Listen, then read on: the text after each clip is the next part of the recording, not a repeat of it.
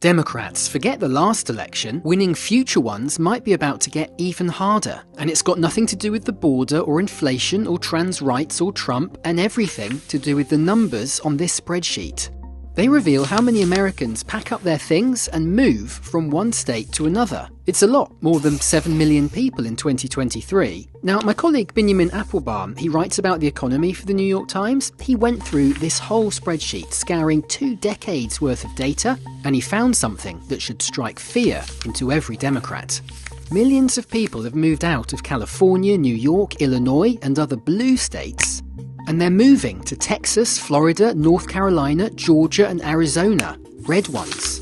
Some are drawn by new manufacturing jobs, others are pulled by finance and tech hubs. But it's mostly teachers, police officers, dentists, people who just want a more affordable quality of life. People also move to blue states, of course, but in smaller numbers. In fact, over the last 20 years, 9 million more people migrated from blue to red than in the other direction. And Democrats, this is bad news for you. Why? Because the size of a state's population determines how many electoral college votes it receives. The next national census takes place in 2030, and assuming the migration flows on this spreadsheet continue until then, look what happens. California loses 4 votes, New York loses 3, Illinois loses 2, and other blue states like Minnesota, Oregon, and Rhode Island all lose a vote.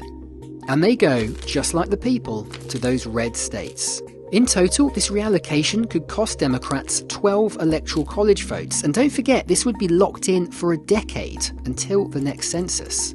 So if your 2032 candidate wins exactly the same number of states as Kamala Harris just did, they won't get 226 votes, they'll only get 214.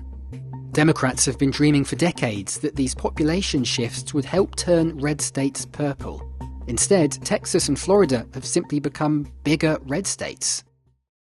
Now look, a lot could change before the next census in 5 years, but blue states are going to have to change first.